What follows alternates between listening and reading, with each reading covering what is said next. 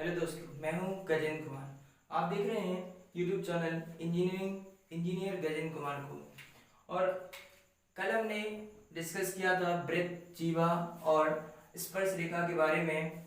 आज उसी वीडियो को कंटिन्यू करेंगे और आगे बढ़ेंगे। जो भी पॉइंट्स छूट रहे थे वो आज इसमें कवर किए जाएंगे।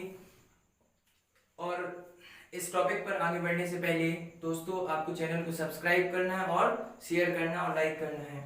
चलिए आगे समझते हैं कि कल देखा था कि कैसे एक लघु वृत्त होता है, दीर्घ वृत्त होता है, अर्धवृत्त पर किस तरीके से कोण बनते हैं उनको समझा।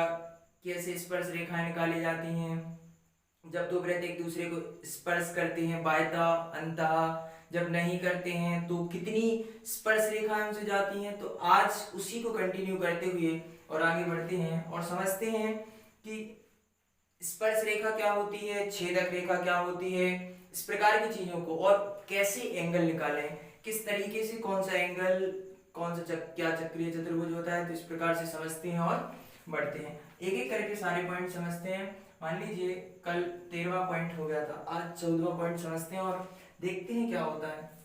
देखिए, मान लीजिए कि अपना जो वृत्त है, वृत्त, स्पर्श रेखा क्या होती है पहले समझते हैं। स्पर्श रेखा क्या होती है?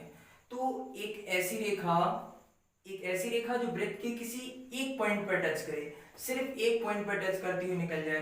मान लीजिए हमने एक रेखा निकाली और यहाँ से ये जो है इस पॉइंट को टच करते हुई निकल गई। तो इस प्रकार की रेखा, मान लीजिए P बिंदु से और एक रेखा डाल दी, तो इस प्रकार की रेखा को अपन कहते हैं स्पर्श रेखा। तो ये स्पर्श रेखा कहलाती है। अब छेदक रेखा क्या होती है? तो छेदक रेखा वो होती है जो क्या इसके दो बिंदुओं से कहीं ना कहीं वृत्त की दो बिंदुओं को टच करती है। कहीं ना कहीं क्या करती है? वृत्त के दो बिंदुओं से होकर टच करती है। तो इस प्रकार की रेखा को हम छेदक रेखा कहते हैं। तो ये वाली जो रेखा है ये छेदक रेखा है यहाँ पर, और ये वाली जो रेखा है ये यहाँ पर स्पर्श रेखा है। ये यहाँ पर स्पर्श रेखा है। तो PT स्पर्श रेखा और PAB ये एक छेदक रेखा है। तो कल हमने देखा था कि इसकी प्रॉपर्टी क्या होती है पिछले वीडियो में। तो आप उस वीडियो को देख लें और इस चीज को समझें, और इसकी प्रॉपर्टी मैंने समझाई थी। अब आगे बढ़ते हैं और समझते हैं दूसरी प्रॉपर्टी वो क्या होती है। आज उसको देखते हैं अपन। तो देखिए दूसरी प्रॉपर्टी क्या होती है।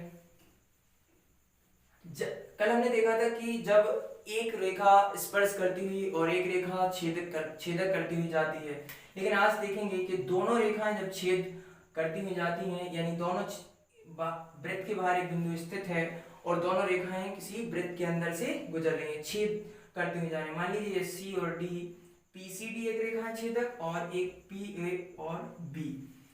PAB एक ये छेदक रेखा है, PAB, और एक PCD, दो छेदक रेखाएं हैं। तो इनकी क्या प्रॉपर्टी होती है समझते हैं। तो देखिए, तो यहां से लेके हम क्या करेंगे, इसका भाग करेंगे। तो यहां से लेके यहां तक, P से लेके ये तक, तो इसकी वैल्यू लेंगे सबसे पहले PA। क्या करेंगे? PA, इसका मल्टीप्लाई करेंगे PA इंटू डॉट यहां से लेके यहां तक PA इंटू PB। तो PA इंटू PB बराबर, इधर ऐसा सेम तरीके से यहां से लेके पहले यहां तक, तो PC, पहला पॉइंट क्या हो जाएगा PC डॉट यहां से लेके यहां तक, तो क्या हो जाएगा P और D। तो इस प्रकार से अपन इसको समझते हैं। तो जब दोनों रेखाएं छेदक रेखाएं हो, किसी वृत्त के छेद करती हुई जा रही हो, तो उसकी प्रॉपर्टी होती है कि उसको भाग कर दिया जाए। तो PA इंटू PB बराबर PC इंटू PD। इससे रिलेटेड एक क्वेश्चन करते हैं, फिर समझ में आ जाएगा कि कैसे। देखिए यहाँ पर पहला नंबर का क्वेश्चन है। तो वहां पर क्या दिया, देखिए दोनों रेखाएं छेदक रेखाएं हैं और छेद करती हुई जा रही हैं। तो यहाँ पर एक वैल्यू दी गई है, एक की 13, यहाँ से A से B तक की वैल्यू कितनी दी गई है 13 सेंटीमीटर, C से D तक की 9 सेंटीमीटर, और यहाँ से P से लेके C तक की 6 सेंटीमीटर। हमें P से लेके B तक की वैल्यू को फाइंड करना है। तो देखिए यहाँ पर देखिए, अगर हम उस क्वेश्चन को यहाँ रख दें तो देखिए ये कितनी है 9 सेंटीमीटर, यहाँ से ये 9 सेंटीमीटर हो गई है, ये कितनी हो गई यहाँ से लेके 6 सेंटीमीटर, और यहाँ से लेके यहाँ तक ये वाली कितनी है 13, और ये वाली हमको फाइंड करना है कितनी है x, ये वाली हमको फाइंड करना है। देखिए कैसे करेंगे। इसके अकॉर्डिंग अपन करते हैं और सॉल्व करते हैं क्वेश्चन को। देखिए यहाँ पर पी सी, यहाँ पर देखिए पी ए, तो कितना हो जाएगा x इंटू कितना हो जाएगा 13 प्लस एक्स, यहाँ से लेके टोटल लेनी, यहाँ से लेके और यहाँ तक, तो ये हो जाएगी 13 प्लस एक्स बराबर पीसी, तो पीसी कितनी है 6 इंटू कितनी हो जाएगी 6 प्लस 9, तो 6 प्लस 9 13x और ये हो जाएगी एक्स स्क्वायर और इक्वल टू 9 6 15 15 6 90, तो ये 90 हो गई है x square minus 13 plus 13x minus 90 equal to 0। तो यहाँ पर अब इसको सॉल्व करेंगे, कैसे निकालेंगे, तो देखिए x square plus 13x minus 90, इसको सॉल्व करेंगे देखिए क्या कैसे टूटेगा ये, तो एक्स स्क्वायर देखिए गुणा करने पर जोड़ने या ऐड करें या माइनस करें तो वैल्यू हमारी कितनी आनी चाहिए 13x, लेकिन अगर हम उसको मल्टीप्लाई करें तो कितना होना चाहिए 90। तो आप देखेंगे यहाँ पर एक्स स्क्वायर प्लस अगर इसको 18x कर दिया जाए और इसको 5x, तो देखिए 18 में से अगर 5 माइनस किए जाए तो कितना होगा 13 minus 90 equal to 0, minus 90 equal to 0। तो देखिए x अगर हम इसमें कॉमन लेते हैं, x कॉमन निकालते हैं तो कितना होगा x plus 18 plus minus 5 common निकालते हैं तो x प्लस 18 बराबर 0, x प्लस 18 कॉमन निकालेंगे तो x प्लस 18 और x माइनस 5 बराबर 0। प्लस वाला हमको कैंसिल कर देना है क्योंकि माइनस की वैल्यू हमको नहीं लेनी है। अगर हम x प्लस 18 बराबर 0 रखेंगे तो x इक्वल टू हो जाएगा माइनस 18 जो कि नॉट पॉसिबल, तो हमको क्या लेना है x माइनस 5 इक्वल टू 0, तो x इक्वल टू 5, तो कितनी हो जाएगी x की वैल्यू कितनी हो जाएगी x इक्वल टू 5, तो अपना जो आंसर होगा वो कितना होगा x इक्वल टू 5 सेंटीमीटर। तो इस प्रकार से हमने समझा कि इस टाइप की जब दोनों रेखाएं छेदक रेखाएं हों तो इस प्रकार के क्वेश्चन को किस तरीके से सॉल्व करें। चलिए नेक्स्ट प्रॉपर्टी को समझते हैं और उससे रिलेटेड क्वेश्चन भी करते हैं। एक एक करके सारी प्रॉपर्टी समझेंगे और बहुत बेसिक तरीके से समझेंगे, कहीं भी आपको प्रॉब्लम फेस नहीं करनी पड़ेगी क्वेश्चन को सॉल्व करते समय, लेकिन चैनल को सब्सक्राइब करना नहीं भूलना है। सो बने रहिए हमारे साथ एंड तक और समझते रहिए बेहतरीन कॉन्सेप्ट जो कि आपको किसी भी प्रकार की प्रॉब्लम को फेस ना करना पड़े क्वेश्चन को सॉल्व करते समय। आज अपन ब्रेथ को इस तरीके से पढ़ने वाले हैं कि ब्रेथ से रिलेटेड प्रॉब्लम में आपको कभी भी कोई प्रॉब्लम नहीं आने वाली है। तो देखिए आप समझते हैं, अभी हमने देखा कि दोनों रेखाएं कैसी हो रही थी, छेदक रेखाएं थी, और तो अब क्या है, अगर ब्रेथ के बाहर एक बिंदु स्थित है और वहां से अगर दो स्पर्श रेखाएं खींची जाएं, दो स्पर्श रेखाएं यहां से लेके यहां तक और एक यहां तक, मान लीजिए ए और बी और ये पी बिंदु हो गया, तो ये मान लीजिए 15वां पॉइंट है। तो अब इसका मतलब क्या होता है कि ये जितनी रेखा होगी यहां से लेके यहां तक की वैल्यू, तो पी ए और पी बी कैसे होंगे आपस में इक्वल। तो नेक्स्ट प्रॉपर्टी क्या है कि अगर वृत्त के बाहर कोई बिंदु स्थित है और उससे दो स्पर्श रेखाएं वृत्त पर खींची जाती हैं तो वो दोनों रेखाएं कैसी होती हैं आपस में बराबर, P A equal to P B. तो इस प्रकार से अगर कोई क्वेश्चन आता है, मान लीजिए 8 सेंटीमीटर होती तो ये भी कितनी होती 8 सेंटीमीटर होती है। एक्जैक्टली। तो फिर आगे इसी प्रकार से आगे समझते हैं अगले कॉन्सेप्ट को। बने रहिए एंड तक और देखते रहिए। मान लीजिए 16वां पॉइंट है अपना, देखिए अब वेरी वेरी इंपॉर्टेंट पॉइंट आने वाला है जो कि एग्जाम में हर बार पूछा जाता है। देखिए अगर ये कोई वृत्त है और यहाँ पर एक स्पर्श रेखा खींच दी गई है, यहाँ पर एक स्पर्श रेखा डाल दी गई है, यहाँ पर एक स्पर्श रेखा डाल दी गई, ये वृत्त का यहाँ से कोई जीवा है इस वृत्त पर खींची गई है, इस वृत्त के किसी पॉइंट पर, मान लीजिए ये टी है, और यहां से लेके यहां तक आपको कोई ट्रायंगल बना दिया गया है, यहां पर इसका सेंटर है। तो देखिए जितना एंगल थीटा, अब मैं आपको क्या बताने वाला हूं वो देखिए, बहुत बेसिक तरीके से देखिए और ध्यान से। यहां पर देखिए स्पर्श रेखा से और इस रेखा जीवा के साथ जो कोण बनाया गया है थीटा, ये जो कोण बनाया गया है थीटा, ये जो थीटा कोण है वो किसके इक्वल होता है, इसके बराबर। तो ये जो कोण है थीटा और ये जो कोण है थीटा, ये दोनों आपस में कैसे होते हैं, बराबर। अगर इस तरीके से कोई क्वेश्चन आता है तो यू कैन इजीली सॉल्व। तो आपको ये अंडरस्टैंडिंग होनी चाहिए कि कौन सा कोण इक्वल होता है, तो आप समझते हैं। तो ये वाला कोण जो होता है और ये वाला जो कोण होता है वो कितने डिग्री का होता है, आपस में इक्वल होता है। अब ये दोनों अगर बराबर हो गए तो वही अगर इस पे कोण बना दिया जाए, केंद्र पर कोण बना दिया जाए, अगर वही कोण केंद्र पर बना दिया जाए तो ये जो कोण होता है, मान लीजिए इसको हम अल्फा ले लेते हैं, तो ये जो अल्फा होता है वो किसके इक्वल होता है, 2 इंटू थीटा के इक्वल। किसके बराबर होता है, 2 इंटू थीटा के बराबर। मान लीजिए इसको एक वैल्यू दे देते हैं ए और बी और ओ। तो यहाँ पर आप समझते हैं कि जो angle T A B, angle T A B और यहाँ पर एंगल हो गया टी ओ बी। तो अगर हम बात करें एंगल टी ओ बी जो होगा 2 into angle T A B के बराबर होगा। किसके बराबर, एंगल 2 ए बी के बराबर। आप समझते हैं अगर मान लीजिए यहाँ पर इस तरीके से कोई कोण बना दिया जाए, इस तरीके से ये वाला कोण, तो इसकी वैल्यू क्या होगी वो देखते हैं। तो इसकी वैल्यू क्या होगी, आप देख रहे हैं ये वाला कोण कितना है, थीटा। तो हम ये वाला देखिए चक्रीय चतुर्भुज बन गया, ये क्या है, चक्रीय चतुर्भुज। अगर वृत्त पे एक चक्रीय चतुर्भुज बना दिया जाए तो उसके जो आमने सामने के कोण होते हैं उनका टोटल योग जो होता है वो कितना होता है, 180 डिग्री। यानी इसका अगर मान लीजिए हमने इसको कोण मान लिया बीटा, तो ये theta plus beta, theta plus beta equal to कितना होगा, 180 डिग्री। कितना होगा, 180 डिग्री। मान लीजिए ये कोण हमें 60 डिग्री दिया है तो हम थीटा का वैल्यू 60 डिग्री रखेंगे, बीटा का मान कितना आ जाएगा, 120 डिग्री। तो इस तरीके से फिर हम क्या निकाल सकते हैं, ये वाला कोण भी निकाल सकते हैं।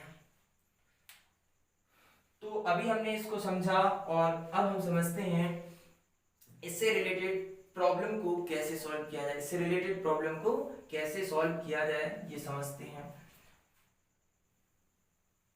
चलिए आप एक बात याद रखें कि जो भी मैं आपको बता रहा हूं इसको बेहतरीन तरीके से नोट्स बनाते चलें और समझते चलें, ताकि आपको क्वेश्चन सॉल्व करते समय कोई भी प्रॉब्लम ना फेस करना पड़े, आपको हर चीज समझ में आए।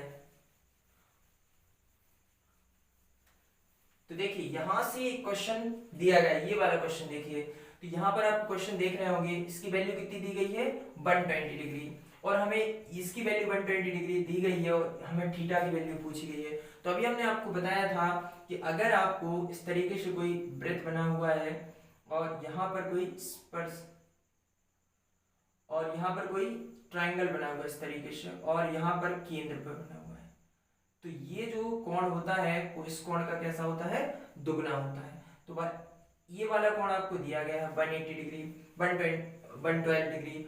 तो अगर ये 112 डिग्री दिया गया तो ये कितना होगा, तो थीटा इक्वल टू कितना होता है, 112/2। तो 2 से डिवाइड करेंगे, थीटा कितना आएगा, 56 डिग्री। तो इस प्रकार से ये क्वेश्चन सॉल्व हो जाते हैं। सेकंड्स में आप आंसर दे सकते हैं, बस आपको समझना आना चाहिए, कहां से क्या होता है वो समझना। तो वही मैं कॉन्सेप्ट आपको बताते जा रहा हूँ, क्रम वाइज एक एक सीक्वेंस में आप हर एक चीज को समझेंगे और उनसे रिलेटेड एक एक दो प्रॉब्लम भी करेंगे, ताकि आप भी जब क्वेश्चन को लगाने बैठे तो आप बहुत अच्छी तरीके से सॉल्व कर सकें। चलिए आगे समझते हैं।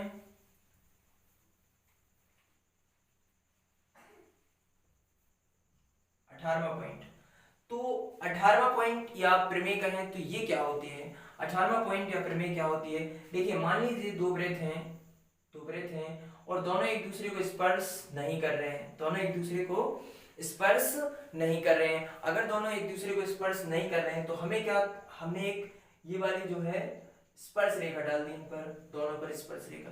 इसका मान लीजिए केंद्र A है और इसका केंद्र मान लीजिए B है। यहाँ से इसकी त्रिज्या मान लीजिए R1 है, उसकी त्रिज्या क्या है, R2 है। इसकी त्रिज्या R1 होगी, इसकी त्रिज्या R2 है। हमें निकालना है इस वाली रेखा की, मान लीजिए ये T1 T मान लीजिए और इसको P मान लीजिए। तो ये PT जो है एक स्पर्श रेखा है। तो हमें इस स्पर्श रेखा की, उभयनिष्ठ स्पर्श रेखा की वैल्यू को निकालना है, लंबाई निकालनी है, क्या होगी। तो देखिए इसकी स्पर्श रेखा की लंबाई कैसे निकलती है। तो अगर आप स्पर्श रेखा की लंबाई ले लें PT, क्या ले लें PT, तो कैसे निकलेगी, अंडर रूट में आपको क्या करना है, अंडर रूट में दोनों केंद्रों के बीच की दूरी कितनी होगी, तो दोनों केंद्रों के बीच की दूरी निकालेंगे। सबसे पहले हमको क्वेश्चन में दी रहेगी कि दोनों केंद्रों के बीच की दूरी क्या है। तो दोनों केंद्रों के बीच की दूरी, दोनों केंद्रों के बीच की दूरी आपको रहेगी और आपको स्क्वायर करके माइनस दोनों केंद्रों के बीच की दूरी का स्क्वायर माइनस r1 और माइनस r2, क्या करेंगे r1 माइनस r2 का whole square. r1 minus r2 का उनकी जो त्रिज्या है उनका अंतर करके आप माइनस कर देंगे तो आपकी वैल्यू निकल आएगी। चलिए इसको यहां से लेके मान लीजिए हमारी जो केंद्र ए है तो यहां से लेके यहां तक की टोटल वैल्यू कितनी होगी ए बी। तो आप इसको सरल कर लीजिए थोड़ा सा सूत्र के फॉर्म में। तो क्या हो जाएगा, दोनों केंद्रों के बीच की दूरी कितनी हो जाएगी ए और बी का स्क्वायर माइनस ये कितनी हो जाएगी r1 माइनस r2 का होल स्क्वायर। तो इस फॉर्मूले की सहायता से या इस तरीके से हम पीटी स्पर्श रेखा की लंबाई निकाल सकते हैं। अब मान लीजिए अभी हमने देखा ये दोनों रेखा की जो स्पर्श रेखा खींची गई ऊपर की तरफ खींची गई। अगर मान लीजिए इसको हम चेंज कर दें, इसकी पोजीशन को चेंज करें तो कैसे निकलेगी, अगर इसकी हम पोजीशन को चेंज कर दें तो कैसे निकलेगी। तो इसकी पोजीशन मान लीजिए इस तरीके से है कि ये वृत्त है और इसका केंद्र ए है और यहाँ से r1 त्रिज्या और इसका भी एक वृत्त है। अब मान लीजिए हमने जो स्पर्श रेखा खींची है वो ये वाली खींची है, तो इसकी वैल्यू क्या होगी, इसकी लंबाई क्या होगी, ये वाली निकालनी है। मान लीजिए ये P है पॉइंट और ये T पॉइंट है और यहाँ से इसकी जो r2 त्रिज्या और यहाँ पर B पॉइंट है। अब हमें इस रेखा की लंबाई निकालनी है, स्पर्श रेखा की।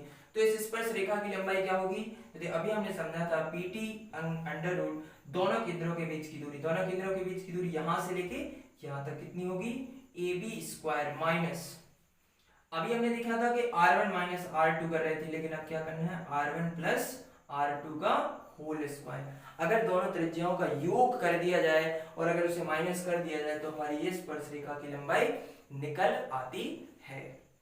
तो अभी हमने समझा इस तरीके से कि स्पर्श रेखा की लंबाई कैसे निकालें। जो भी क्वेश्चन दिया रहेगा उसके अकॉर्डिंग हम वैल्यू रखेंगे। दोनों केंद्रों के बीच की दूरी दी रहेगी, r1 r2 दी रहेगी, हमें PT निकालना पड़ेगा। तो इस तरीके से हम सॉल्व कर सकते हैं। चलिए अगला पॉइंट समझते हैं। और अगला पॉइंट क्या है, अगला पॉइंट क्या है देखिए, अगला पॉइंट क्या है कि एक वृत्त है, एक वृत्त है और वृत्त से हमने क्या किया, इस पर एक केंद्र पर एक कोण बना दिया। इस तरीके से इस पर एक केंद्र पर एक क्या किया, कोण बना दिया। अब हमने क्या किया, इसी लाइन से एक वृत्त के किसी बिंदु पर कोण बना दिया इधर इस तरीके से। तो ये मान लीजिए हमने मान लिया कि ये अल्फा है, ये क्या है अल्फा है, और ये मान लीजिए हमने क्या मान लिया थीटा है।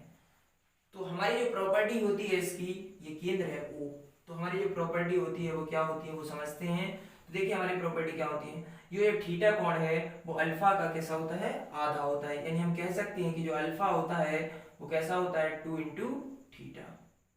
अल्फा जो होता है वो थीटा का कैसा होता है, दुगना कोण होता है। अल्फा जो है थीटा का दुगना कोण होता है। तो अगर हमें अल्फा दिया रहेगा तो हम क्या करेंगे, अल्फा बाई 2, तो यहाँ से थीटा की वैल्यू फाइंड कर सकते हैं और इजीली कैलकुलेट कर सकते हैं।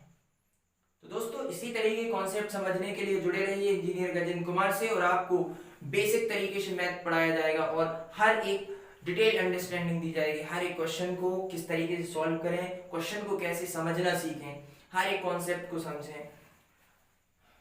और चैनल को सब्सक्राइब करके दबा के शेयर करें ताकि हर एक स्टूडेंट तक पहुंच सके।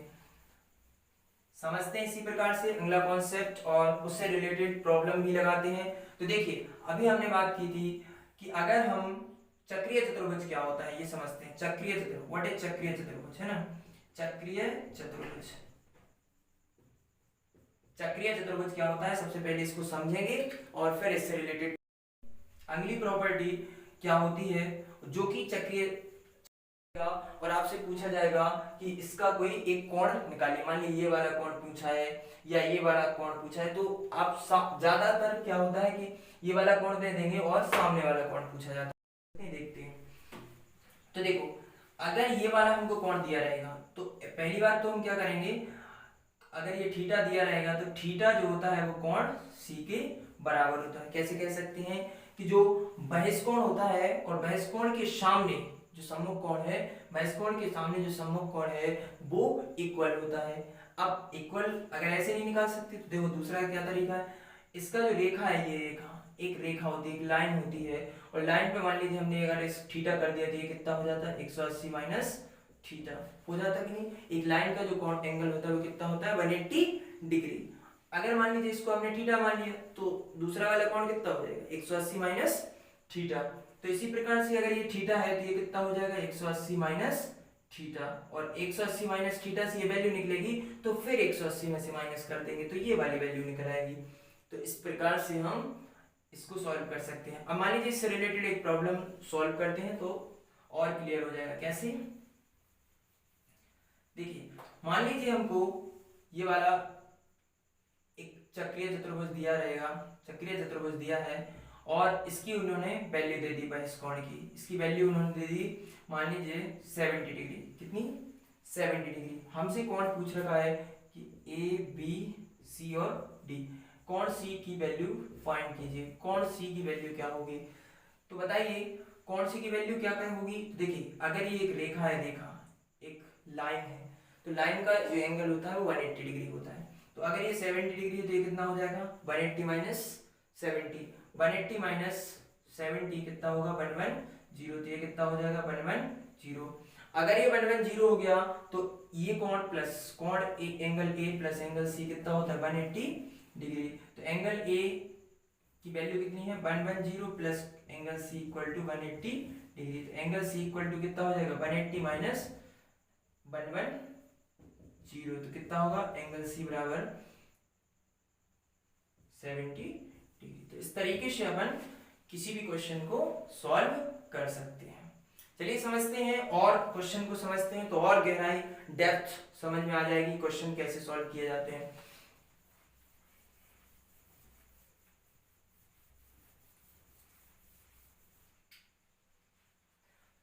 इधर ये क्वेश्चन दिया गया है, किसी वृत्त में 16 सेंटीमीटर लंबी जीवा पर, पिछली वीडियो में हमने इससे रिलेटेड कॉन्सेप्ट बताया था, आज क्वेश्चन सॉल्व करते हैं तो आपकी और क्लियरिटी आ जाएगी माइंड में कि किस तरीके से क्वेश्चन को सॉल्व किया जाए। किसी वृत्त में 16 सेंटीमीटर लंबी जीवा पर केंद्र से डाला गया लंब क्या,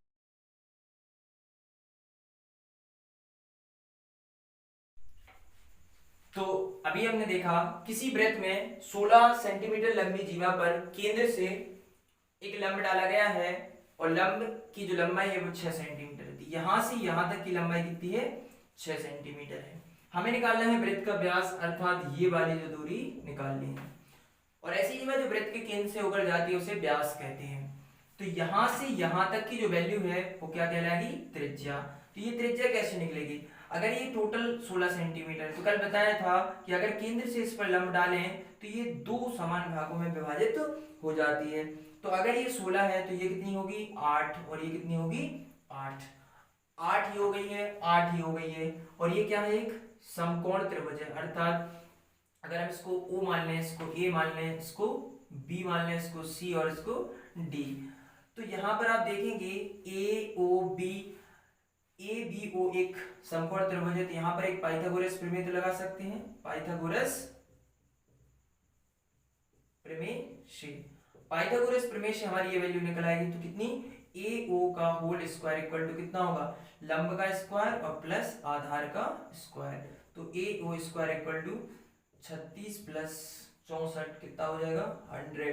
तो AO square AO equal to कितना आ जाएगा 10 सेंटीमीटर। इसका वर्गमूल निकालेंगे तो कितनी निकल आएगी 10 सेंटीमीटर। तो इस प्रकार से इन सारे क्वेश्चन को सॉल्व किया जाता है। अब देखिए अगला सवाल लगाते हैं और समझते हैं किस प्रकार से क्वेश्चन सॉल्व। देखिए इसी से रिलेटेड एक और क्वेश्चन है जो कि किसी चक्रीय चतुर्भुज के कोण इस प्रकार हैं, किसी चक्रीय चतुर्भुज के कोण इस प्रकार हैं कि एक कोण दूसरे कोण का तिगुना है, एक कोण दूसरे कोण का तिगुना है, तो बड़े कोण का मान ज्ञात कीजिए। बड़ा कोण क्या होगा, तो देखिए क्या बताया गया है कि एक वृत्त है और इसमें एक चक्रीय चतुर्भुज बना दिया गया है। क्या बना हुआ है? चक्रीय चतुर्भुज बना दिया गया है। ए बी सी और डी। कहा क्या गया है कि एक कोण जो है वो दूसरे कोण का कैसा है? तिगुना है। इसका मतलब अगर हमने मान लीजिए ये मान लिया थीटा, ये थीटा है तो ये कितना होगा? 3 थीटा। ये अगर थीटा है तो ये कितना होगा? 3 थीटा। मान लीजिए अगर ये अल्फा है तो ये कितना होगा? 3 अल्फा। ये थीटा हो गया तो ये 3 थीटा हो गया, ये अल्फा तो ये 3 अल्फा हो गया। तो हमें पता है कि किसी चक्रीय चतुर्भुज के चारों कोणों का योग कितना होता है? 360 डिग्री। किसी चक्रीय चतुर्भुज के चारों कोणों का योग कितना होता है? 360 डिग्री होता है। तो बताइए यहाँ पर अल्फा मानने की जरूरत नहीं है क्योंकि एक कोण जो है वो दूसरे का तिगुना है। तो यहाँ पर आप चाहे ऐसा मान सकते हैं, कोई दिक्कत नहीं है। यहाँ पर अल्फा अल्फा तो ये 3 अल्फा हो गया और ये थीटा प्लस 3 थीटा हो गया। तो अब हमें पता है कि चक्रीय चतुर्भुज के आमने सामने के कोणों का योग कितना होता है? 180 डिग्री।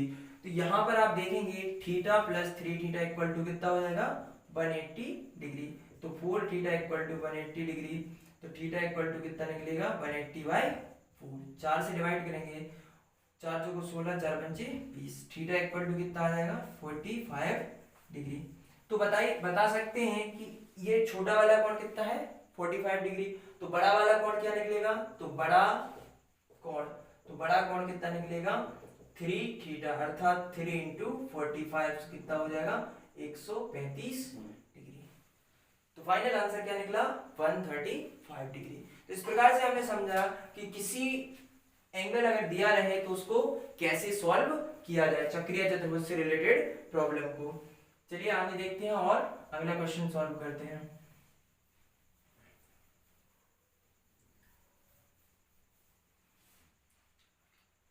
देखिए ये वाला क्वेश्चन दिया है, उसमें क्या दिया है? इसकी जो कर्ण की वैल्यू है वो 5 सेंटीमीटर है। यहाँ पर जीवा जो दी रखी है वो कितनी दी गई है?